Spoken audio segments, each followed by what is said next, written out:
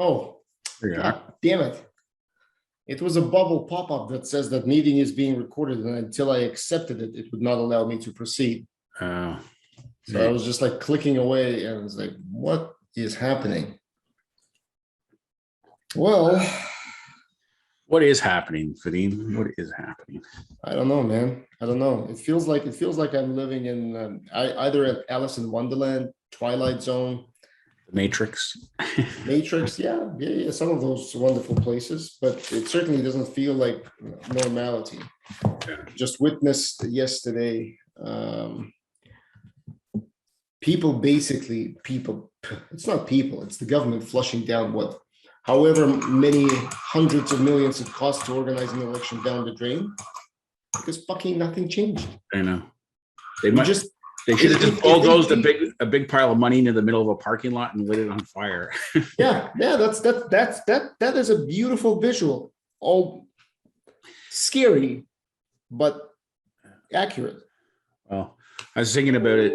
My first reaction was, what a complete waste of time and money. Yes. And I was talking to my son yesterday, I think when we were out walking the dog, just saying like, the whole notion of calling an unnecessary election in the middle of a pandemic, if we're to believe that this thing is so serious. Yeah. What are you thinking? Why are you unnecessarily making people congregate? Like I saw a video last night on the news of these lineups in I think it was North York or somewhere, like huge lineups at like 9:30 at night when the polls are supposed to be closed. All for one person's ambition to grab power. Anyway, the long story short though or the big takeaway for me, I think, for the other parties. Yep. Is it reminds me of that old saying, the definition of insanity is doing the same thing over and over again and expecting a different result. It's like clearly the platforms of the other parties or the leadership or a combination of the leadership and the platforms, whatever it is, it doesn't appeal to enough people to get you into power. And I've been thinking, because I'm a fairly stubborn person, and I'm open to admitting it. And there's no chance in hell that I would ever vote differently than I already vote. But if I'm like that, is it safe to assume that all other people are like that? So what, who's going to change their mind? How do you convince people to change their mind? And I mean, part of it starts with thinking myself going why am I so close-minded to changing my mind? Because I listen to the platforms and what people say, but generally I'm more in tune with kind of my general perception of what each party stands for, kind of holistically, which is kind of unchanging. Mm-hmm. Right?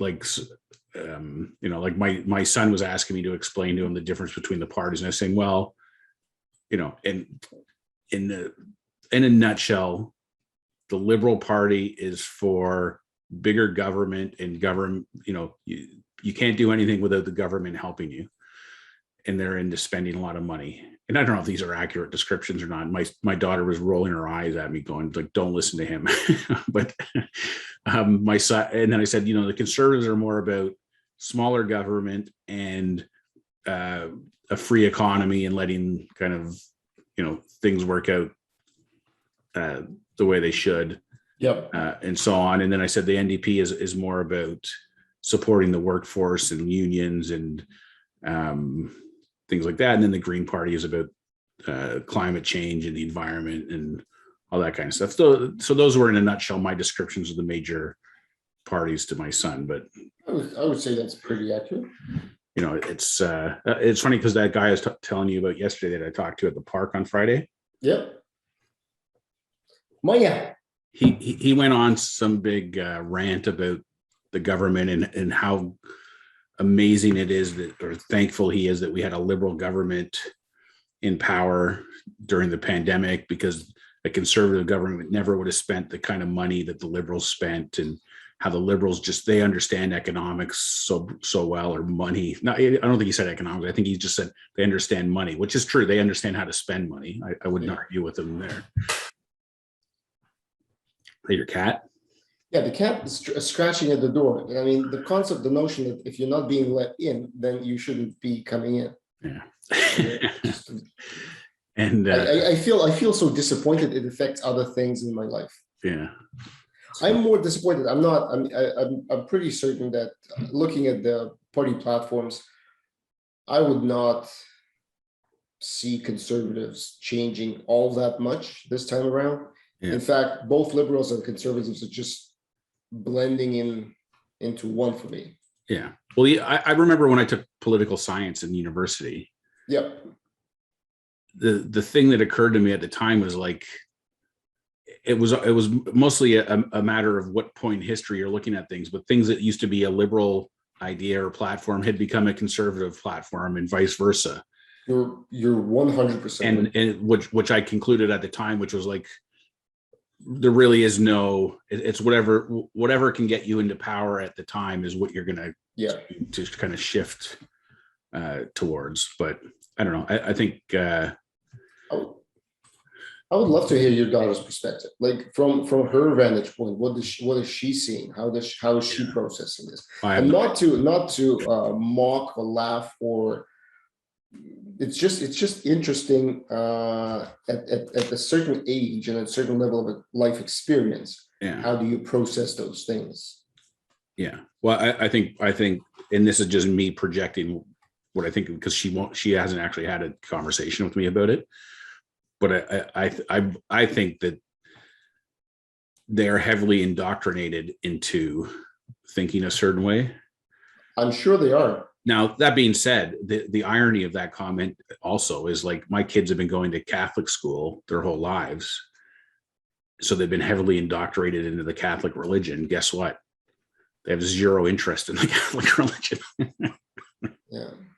So, it kind of flies in the face of thinking, well, if you just indoctrinate people or preach to them, and maybe it works differently for different aspects, I don't know, but it's we tend to bang the drum when people are indoctrinated into things that we don't want them to be necessarily, but then we ignore the fact that they've been, people have been trying to be indoctrinated into, in this case, religion.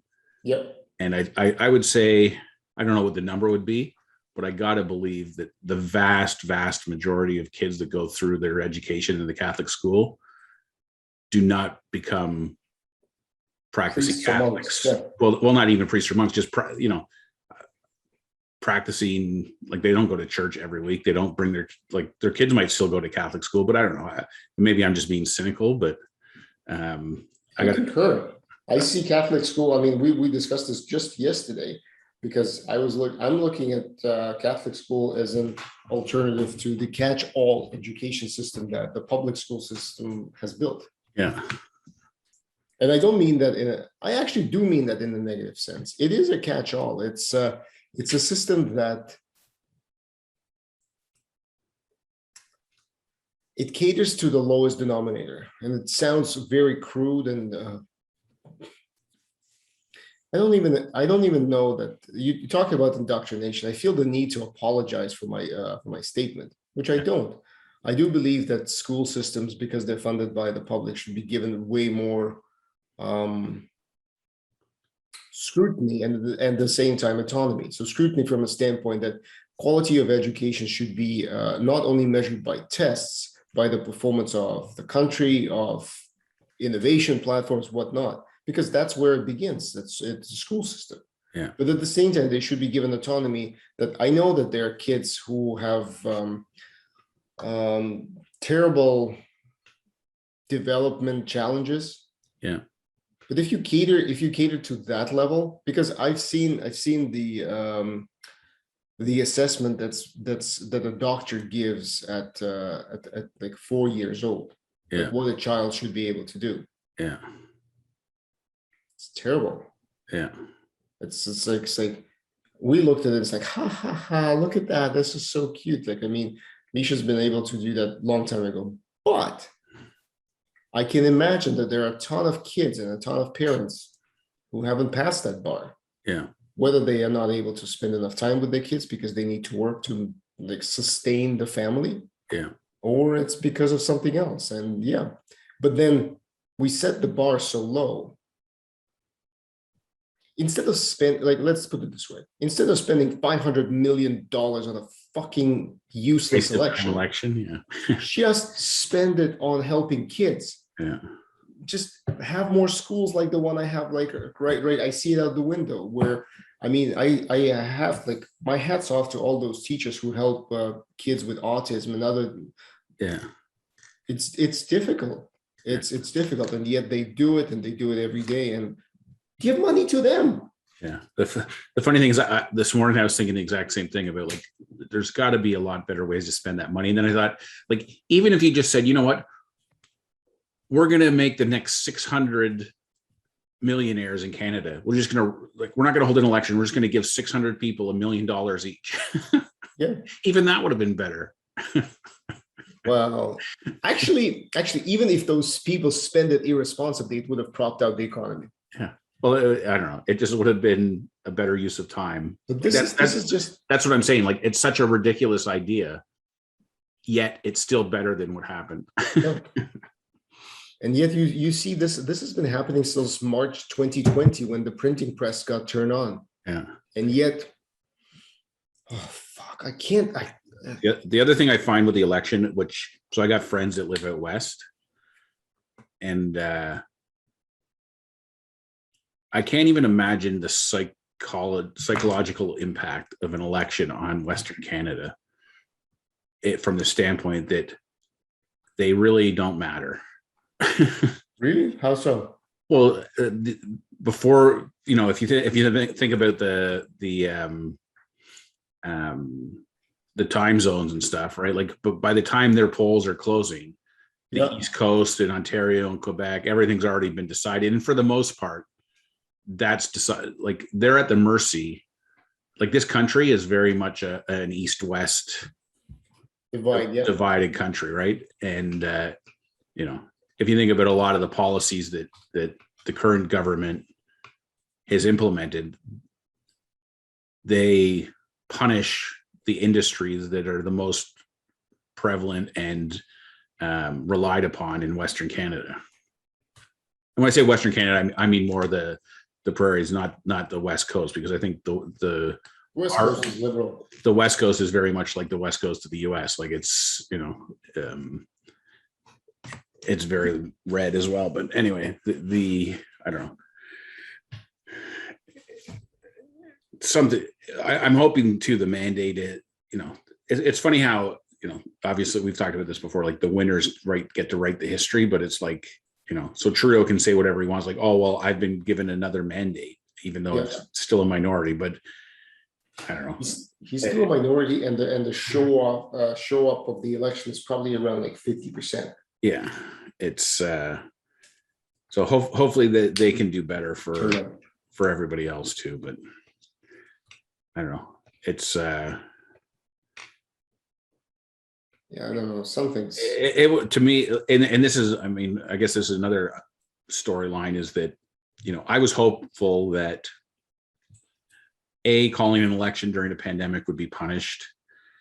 B, the totalitarianism and government overreach over the pandemic was going to be punished. And yet it wasn't. None of it happened. No, it's basically, you know what? We're good. We're good with the status quo. And it's so disappointing. Yeah, brother. But it's clearly not disappointing for the majority of people who voted for the status quo. So I don't know if that's just a commentary on how afraid people are to change things, how willing people are to give up their freedom. And Natalie made a comment today in the morning saying that if you think about these things, and if you kind of start processing some of the stuff that you and I are talking about, like if you think about the bigger things than just TV shows, Yeah. It becomes really, really, well, stressful, disappointing. I mean, it's just all facets of stress. Yeah. To you as an individual, it becomes like, what the hell is going on? And then you begin to realize that what the hell is going on is happening in many countries. Yeah. And it would be so much easier never to think about it, never to understand the dynamics of, like that gentleman who was talking to you and sharing his life story. Oh, they've been helping the people. Yeah, sure, at the expense of the said people just down the line. Yeah. But they don't, I mean, Hold on. yeah.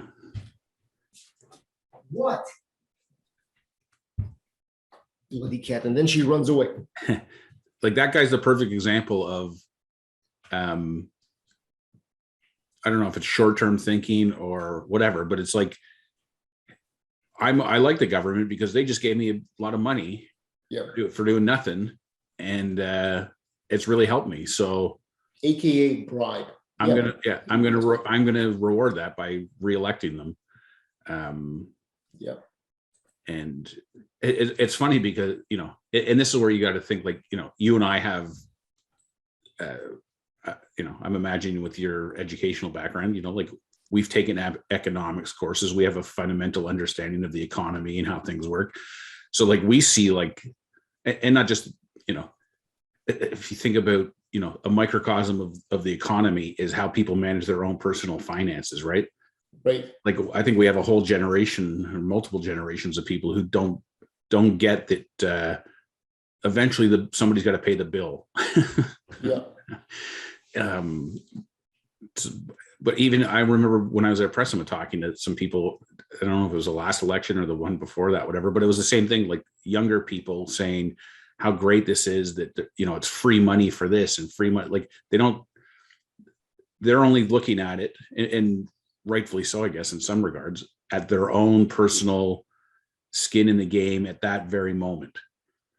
There's no thought given to, okay, how much is this costing us as a country? How much is the debt going up? How much are our taxes going to be impacted? Who's going to pay for this? Those thoughts don't even occur to them. It's just like, oh, somebody's going to give me a whole bunch of money. This is amazing. I love these guys.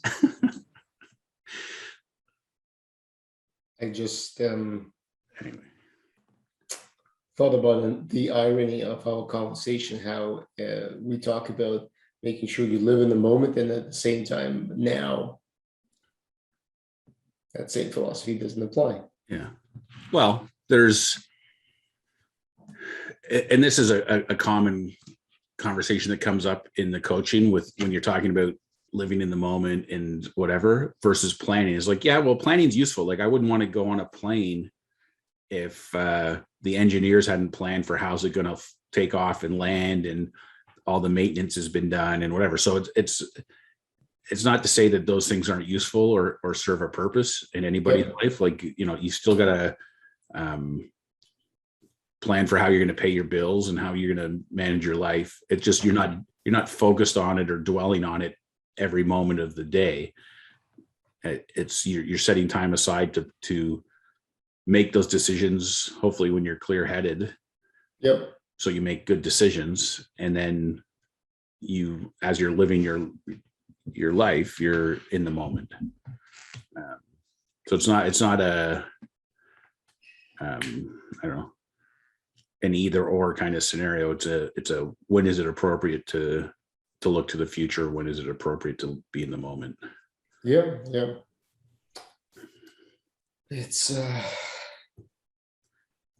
same with the past, right? Like learning the lessons of the past. I mean, it's I don't know.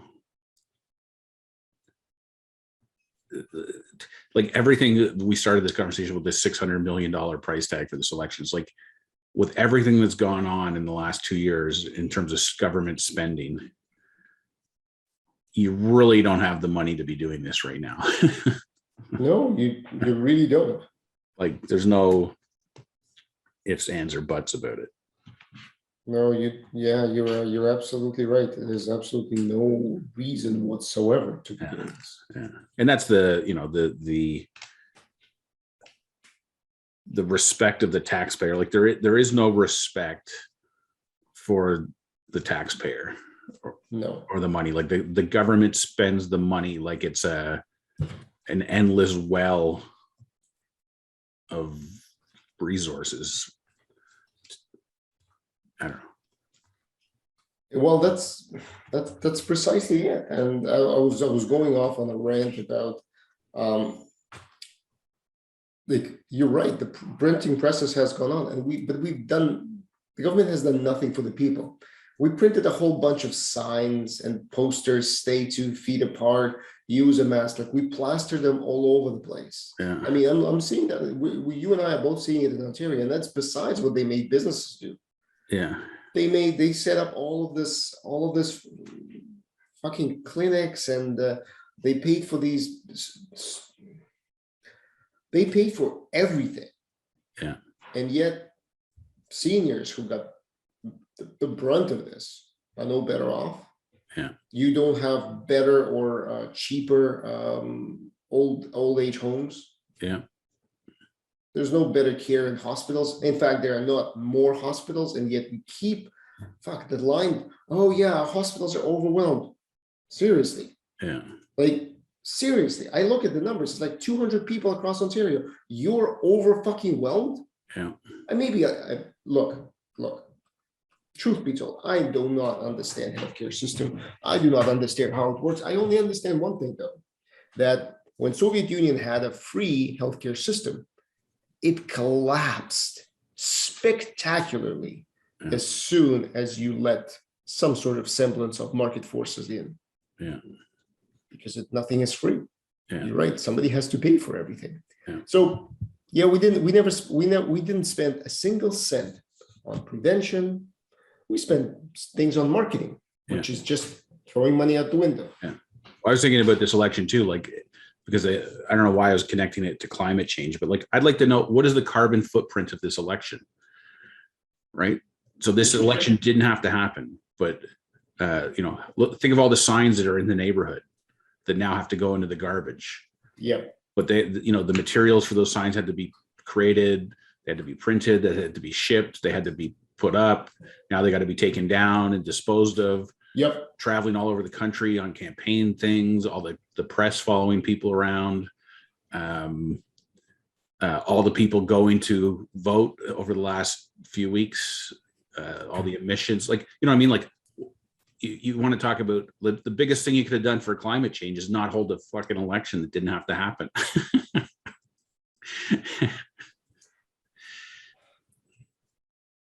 It's funny, my daughter's friend, her high school was a polling station. Yep. They closed the school yesterday. Everything was online so that the students didn't have to be at the school. So they didn't technically miss a day of school, but still, it's like, another impact of a needless election. I do not understand.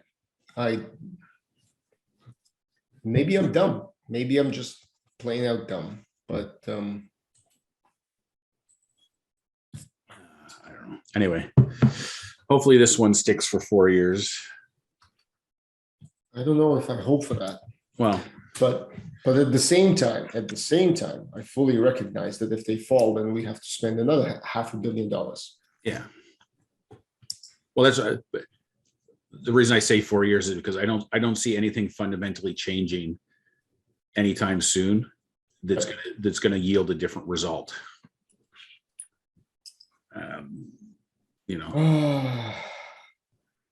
So that's fair.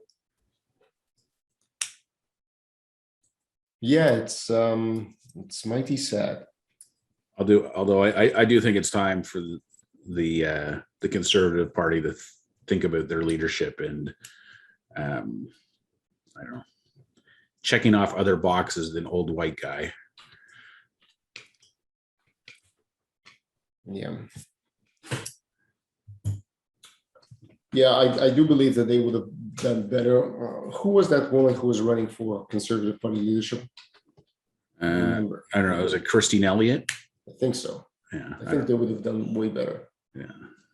Possibly. I mean, I'm not expecting people to vote for somebody just because of their gender or because of their race or whatever, but I think, No, but that would at least be a change. Yeah. Yeah, exactly. There's you gotta tap into as many elements as you can, as many levers to attract as many people as possible. Yeah. I don't know. And I'm not saying you don't choose that over qualifications. They have to have those, whatever those intangibles are, plus the qualifications. But if you look at the last couple conservative leaders, Andrew Scheer and this guy, I don't know, they're all cut from the same cloth, kind of. I don't know, and none of them are overly charismatic or I don't know. No. Inspiring. No. Unfortunately, you are accurate about that.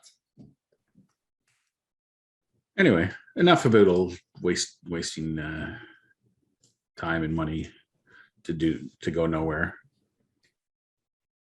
So I've been trying to find if you go on podcast and Spotify, trying to find this. Yeah.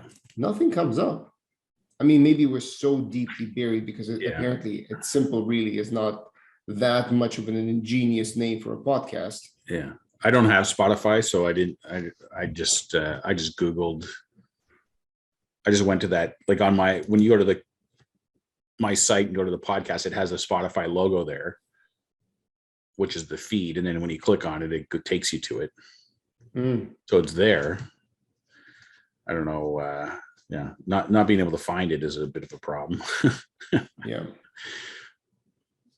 Just typing in It's Simple really doesn't bring anything up. When I go to podcasts and shows, you see me scrolling.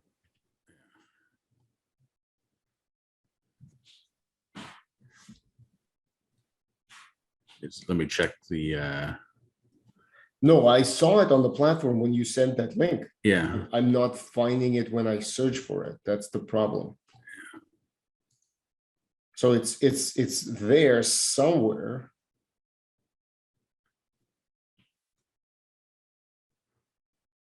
And then the new episode's up. Brilliant.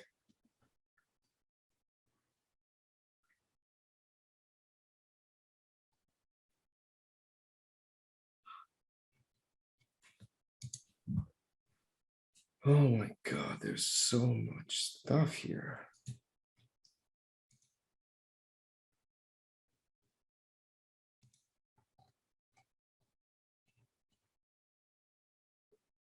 But you know, try searching on your name or my name. It comes up. Oh yeah? Yep. It comes up. But I can't imagine that they would index names and not the name of the podcast. Yeah. Weird.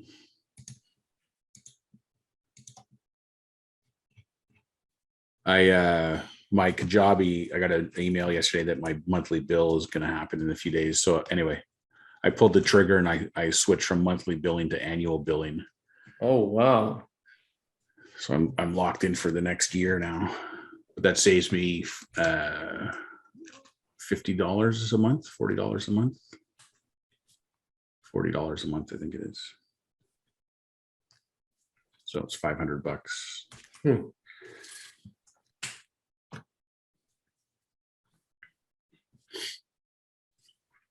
So I'm doubling down. You are doubling down. What's the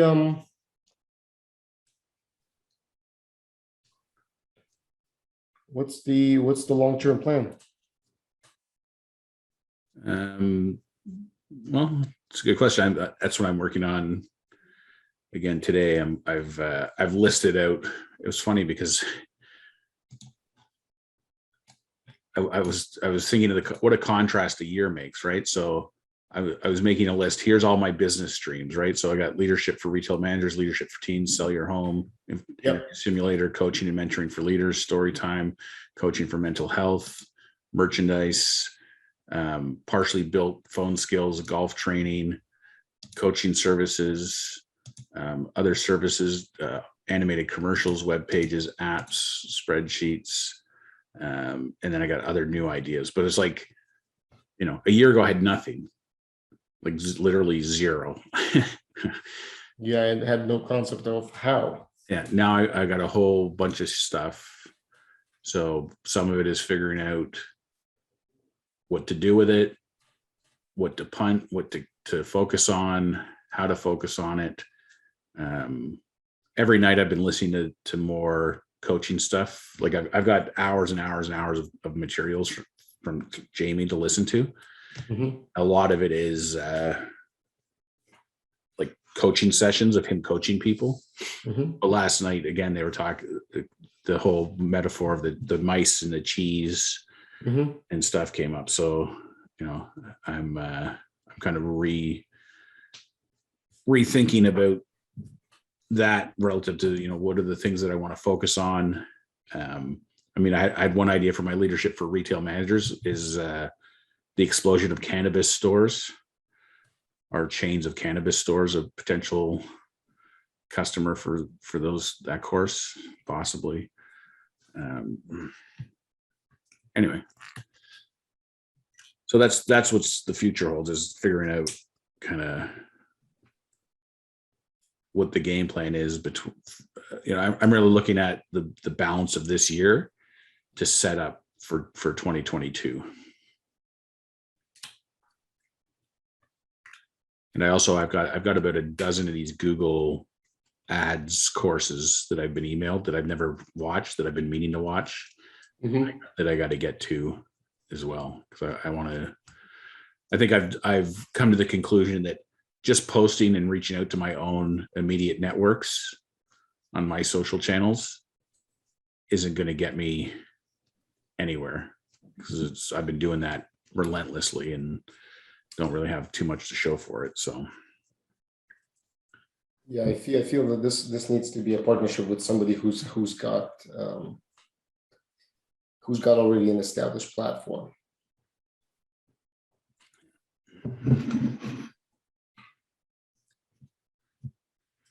So we'll see. I'm each work stream that I talked about, I'm going to go through them one at a time and game plan what I can do with it, and then build a plan from there. But I have another coach to coach interview on Thursday with one of my peer coaches. I've got a couple of people have responded to requests I made. So one guy that I had a couple coaching calls with that used to work for me, Mm-hmm. I'd sent him some information the other day, and he responded back saying, yeah, maybe if you're comfortable, we can get together in person sometime. So that's a positive step. And then another person has asked me to give him a call. So, we'll see. Got a few feelers out there. And then I was having some exchanges with some of my peer coaches this morning on Facebook. This one lady's in Germany, and she had a client of hers phone her and then basically make a comment to her that instead of making her feel better, she ended up feeling worse. So then the coach felt bad about the fact that the client made that comment to them. That's terrible. Yeah. So then a number of us were kind of chiming in, like she was basically asking for us to help her understand it or whatever. So it's that's why did it make her feel worse? Did she like that's such an unexpected thing to say? Yeah, well, I don't know a lot of the details, but it sounded like she was, like somebody's having a difficult time with something. They phone their coach with the expectation that the coach is going to help me. But I think the coach was reminding them that it's not the outside forces that are causing this, it's them. Mm-hmm. And that's not what they wanted to hear. So they felt worse about it. You know what I mean? Like sometimes you have to feel worse before you can feel better. So I think the sense I got was the client was phoning to be told, don't worry, it's not your fault. And instead was told, no, actually it is not necessarily your fault, but it's your responsibility, to manage the way you react to it. So it's that's why she probably was feeling worse. She was expecting to be absolved of responsibility. Instead, she was reminded of reality, which is that it is your responsibility. So yeah, it's almost sounds like a situation of be careful. Don't ask a question you don't want to hear an answer to. Yeah. But again, the flip side of it, which I reminded her, was like,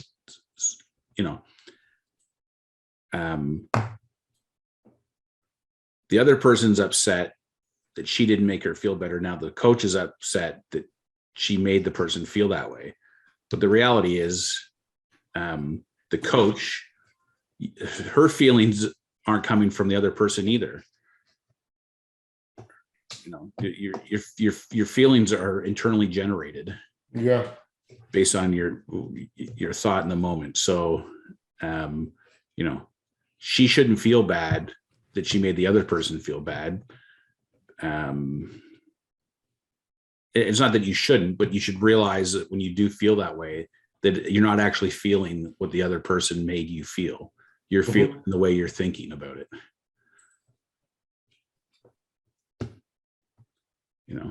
Anyway, it's an interesting trick of the mind. It is that we all fall for. Even when we know that that's what's happening, we still fall for it. Yeah, that's true. It's I don't know if you know what, it is what it is. Yeah. We've talked about being ready for coaching quite a number of times. Yeah. Anyway, it's interesting, and she put an offer out there to do, if anyone's up for peer coaching. So I sent her my link to book time. So we'll see if she books anything with me.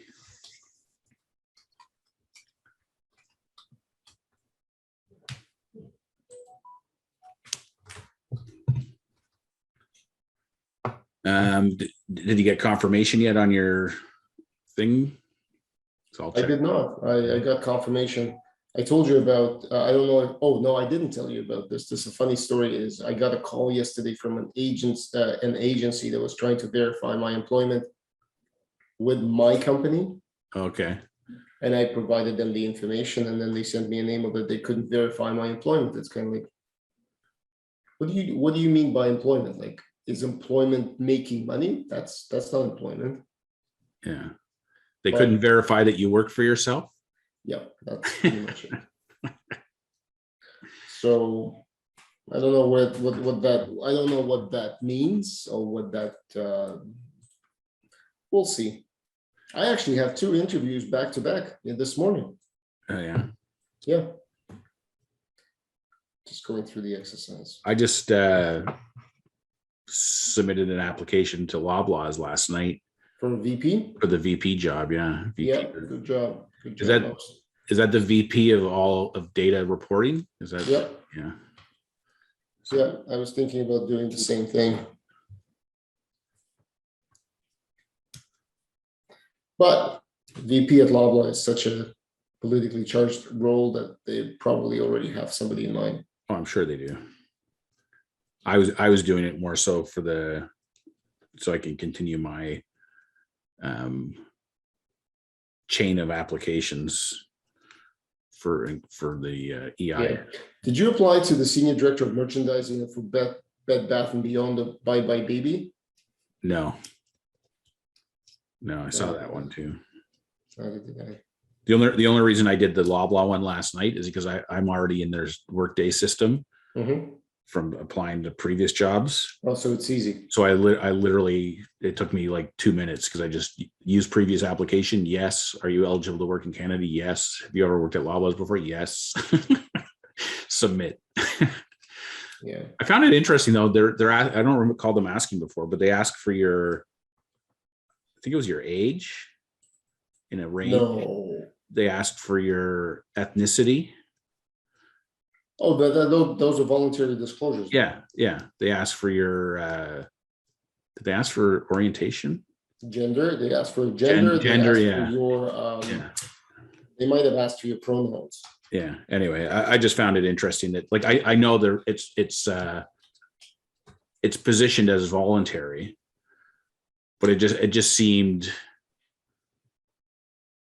overtly wrong. Yeah, especially because there's this feeling inside, which is probably substantiated, that companies use this to achieve diversity. Yeah. So white old guy. Yeah. I did contemplate putting in that I was like something other than what I am. You should have. Just to see what happened. And then they said, like, well, you don't look Jamaican. Yeah, man, but my relatives were Jamaican. That's how I identify. Yeah. No, actually, that is true. I identify as Jamaican, man. Yeah. I don't know. I'm not sure why I'm picking on being Jamaican, but anyway, it just seemed very like reverse racism ish. Yeah. But that's fine. I mean, it might as well save them time. If they don't want to hire old white guys, then you might as well get it out of the way in the beginning.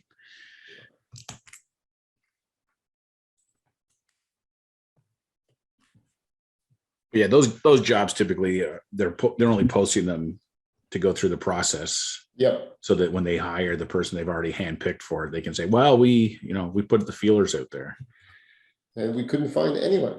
Yeah. Not a single warm body that would actually work. And you say you had a friend over there who was heading that up or running some of that? She's at the senior director level. Oh, okay. I wouldn't be surprised actually if she gets moved up into this role. Yeah. I would not be surprised because diversity again, right?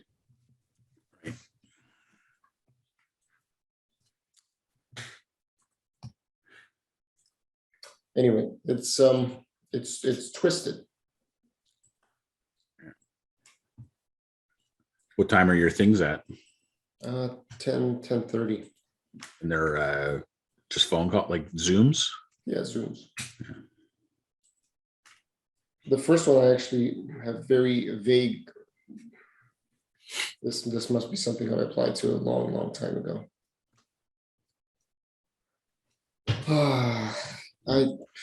Greg, it's I reached out to Parm yesterday saying, like, look, you might get a call.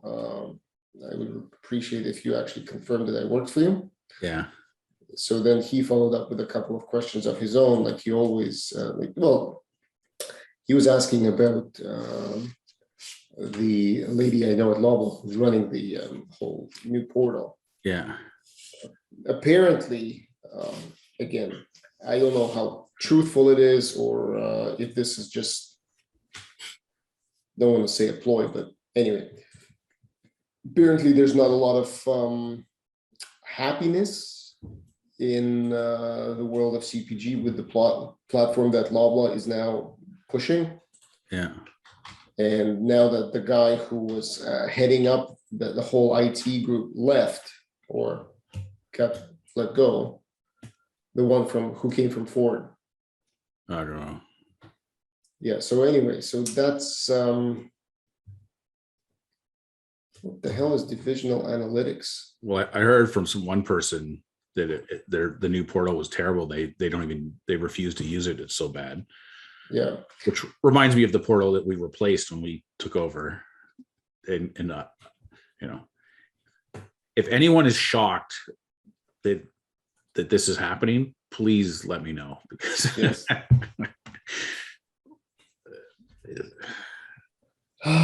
So yeah, so that's the fun part. That's the fun part. And I'm sure Loblaw will also get the bill at the end of this year, when they find out how much the FTEs are costing them to deliver whatever they're doing. Yeah. And the fact that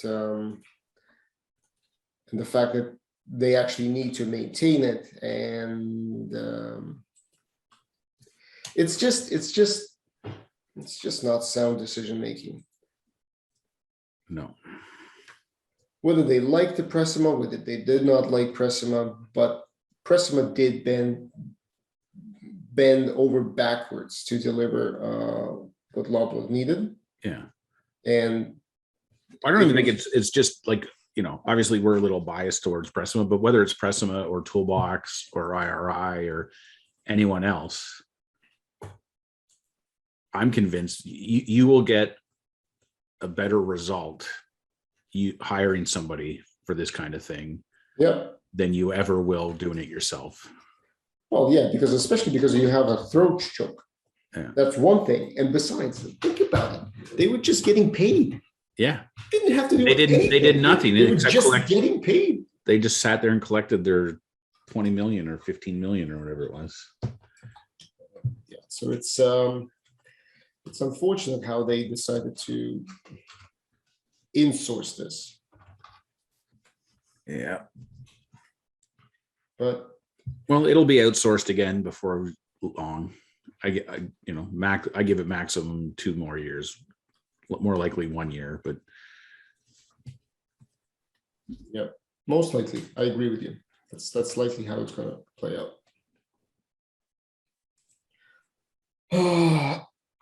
I know if I got the VP job, that would be my first proposal.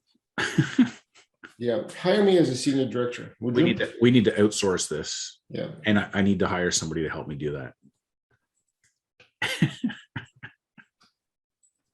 I like the idea. I like the idea a lot. Anyway, my friend. All right. Well, good luck this morning. Yeah, I'll tell you how it goes tomorrow. And tomorrow we're on at 10. Yeah, tomorrow's 10 o'clock. Okay.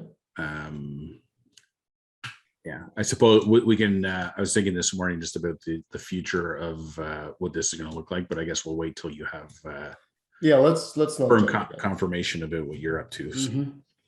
And I'll see what my schedule is like. Yeah, if you need a reference to confirm that you actually work for yourself, just tell them to call me. Yeah, I will.